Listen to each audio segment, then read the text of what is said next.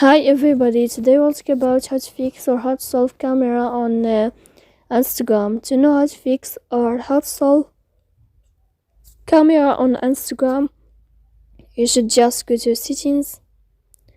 After that, you can click on apps, default apps, app settings. Here in this list, you'll enter to the window or to the app of Instagram app. After that, you can click on first stop and you can click OK.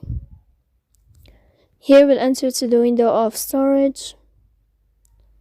Here you can click clear cache. Don't click clear data because that can cause you errors in your app.